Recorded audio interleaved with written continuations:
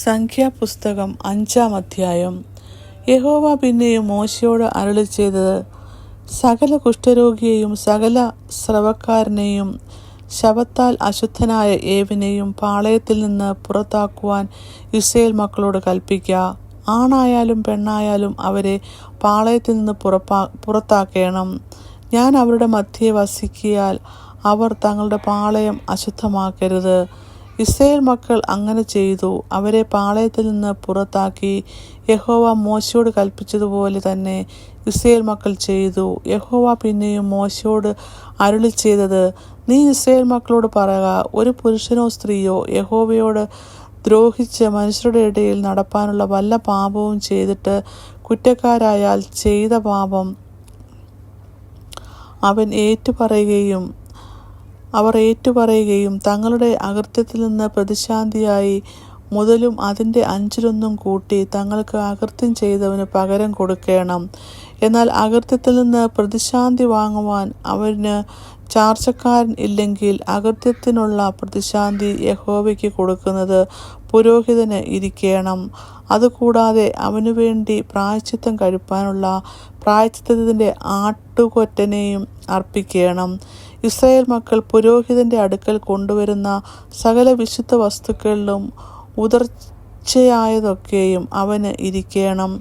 ആരെങ്കിലും ശുദ്ധീകരിച്ച് അർപ്പിക്കുന്ന വസ്തുക്കൾ അവനുള്ളവയായിരിക്കണം. ആരെങ്കിലും പുരോഹിതന് കൊടുക്കുന്നതെല്ലാം അവനുള്ളതായിരിക്കണം. യഹോവ പിന്നെയും മോശയോട് അരുളിച്ചെയ്തത്, നീ ഇസ്രായേൽ മക്കളോട് പറയേണ്ടത് എന്തെന്നാൽ, വല്ല പുരുഷന്റെയും ഭാര്യ പിഴച്ച് അവനോട് ദ്രോഹിച്ച് ഒരുത്തൻ അവളോടുകൂടെ ശയിക്കുകയും അത് അവളുടെ ഭർത്താവിന് വെളിപ്പെടാതെ മറവായിരിക്കുകയും അവൾ അശുദ്ധയാകുകയും അവൾക്ക് വിരോധമായി സാക്ഷിയില്ലാതിരിക്കുകയും അവൾ ക്രിയയിൽ പിടിക്കപ്പെടാതിരിക്കുകയും ശങ്കാവിഷയം അവനെ ബാധിച്ച് അവൻ ഭാര്യ സംശയിക്കുകയും അവൾ അശുദ്ധിയായിരിക്കുകയും ചെയ്താൽ, അല്ലെങ്കിൽ ശങ്കാവിഷം അവനെ ബാധിച്ച് അവൻ ഭാര്യയെ സംശയിക്കുകയും അവൾ അശുദ്ധയല്ലാതിരിക്കുകയും ചെയ്താൽ, ആ പുരുഷൻ ഭാര്യയെ പുരോഹിതന്റെ അടുക്കൽ കൊണ്ടു ചെല്ലണം. അവൾക്ക് വേണ്ടി വഴിപാടായിട്ട് ഒരിടങ്ങഴി യവപ്പൊടി കൊണ്ടു ചെല്ലണം. അതിന്മേൽ എണ്ണ ഒഴിക്കരുത്, കുന്തിരിക്ക ഇടുകയും അരുത്.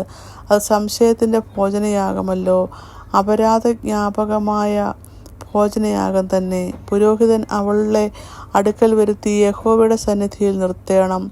പുരോഹിതൻ ഒരു മൺപാത്രത്തിൽ വിശുദ്ധ ജലം എടുക്കണം. പുരോഹിതൻ തിരുനിവാസത്തിന് നിലത്തെ പൊടി കുറെ എടുത്ത് ആ വെള്ളത്തിൽ ഇടണം. പുരോഹിതൻ സ്ത്രീയെ യഹോവയുടെ സന്നിധിയിൽ നിർത്തി അവളുടെ തലമുടി അഴിച്ച് അപരാധ ജ്ഞാപകത്തിൻ്റെ ഭോജനയാഗം അവളുടെ കയ്യിൽ വെക്കണം. പുരോഹിതന്റെ കയ്യിൽ ശാപകരമായ കയ്പുവെള്ളവും ഉണ്ടായിരിക്കണം. പുരോഹിതൻ അവളെ കൊണ്ട് സത്യം ചെയ്യിപ്പിച്ചിട്ട് അവളോട് പറയേണ്ടത്, ആരും നിന്നോടുകൂടെ ശയിക്കുകയും നിന്റെ ഭർത്താവ് ഉണ്ടായിരിക്കെ നീ അശുദ്ധിയിലേക്ക് തിരികുകയും ചെയ്തിട്ടില്ല എങ്കിൽ ശാപകരമായ ഈ കയ്പുവെള്ളത്തിൻ്റെ ദോഷം നിനക്ക് വരാതിരിക്കട്ടെ.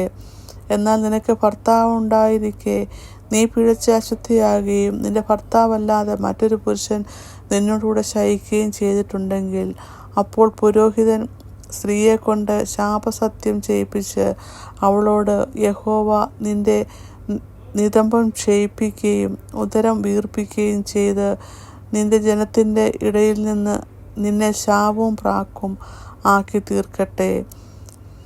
ശാപകരമായ ഈ വെള്ളം നിന്റെ കുടലിൽ ചെന്ന് നിന്റെ ഉദരം വീർപ്പിക്കുകയും നിന്റെ നിതംബം ക്ഷയിപ്പിക്കുകയും ചെയ്യും എന്ന് പറയണം. അതിന് സ്ത്രീ ആമേൻ ആമേൻ എന്ന് പറയണം. പുരോഹിതൻ ഈ ശാപങ്ങൾ ഒരു പുസ്തകത്തിൽ എഴുതി കയ്പുവെള്ളത്തിൽ കഴുകി കലക്കണം. അവൻ ശാപകരമായ കയ്പുവെള്ളം സ്ത്രീയെ കുടിപ്പിക്കണം. ശാപകരമായ വെള്ളം അവളുടെ ഉള്ളിൽ ചെന്ന് കയ്പായി തീരും.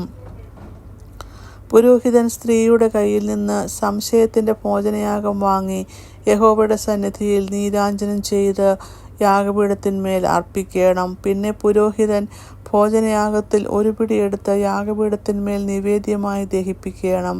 അതിനുശേഷം സ്ത്രീയെ ആ വെള്ളം കുടിപ്പിക്കണം. അവൾ അശുദ്ധയായി തൻ്റെ ഭർത്താവിനോട് ദ്രോഹം ചെയ്തിട്ടുണ്ടെങ്കിൽ അവളെ വെള്ളം കുടിപ്പിച്ച ശേഷം ശാപകരമായ വെള്ളം അവളുടെ ഉള്ളിൽ ചെന്ന് കയ്പായി തീരും. അവളുടെ ഉദരം വീർക്കുകയും നിതംബം ക്ഷയിക്കുകയും സ്ത്രീ തന്റെ ജനത്തിൻ്റെ ഇടയിൽ ശാപഗ്രസ്തയായിരിക്കുകയും ചെയ്യും. എന്നാൽ സ്ത്രീ അശുദ്ധയാകാതെ നിർമ്മലയാകുന്നുവെങ്കിൽ അവൾക്ക് ദോഷം വരികയില്ല, അവൾ ഗർഭം ധരിക്കും. ഇതാകുന്നു പാതിവ്രത്യ സംശയം സംബന്ധിച്ചുള്ള പ്രമാണം. ഒരു സ്ത്രീ ഭർത്താവുണ്ടായിരിക്കെ പിഴച്ച് അശുദ്ധയാകുകയോ ശങ്കാവിഷം അവനെ ബാധിച്ച് അവൻ ഭാര്യയെ സംശയിക്കുകയോ ചെയ്തിട്ട് അവളെ യഹോവയുടെ സന്നിധിയിൽ നിർത്തുമ്പോൾ പുരോഹിതൻ ഈ പ്രമാണമൊക്കെയും അവളിൽ നടത്തേണം. എന്നാൽ പുരുഷൻ അകൃത്യത്തിൽ ഓഹരിക്കാരനാകയില്ല, സ്ത്രീയോ തൻ്റെ അകൃത്യം വഹിക്കും. ഇങ്ങനെ 5-ാം അധ്യായം അവസാനിക്കുന്നു.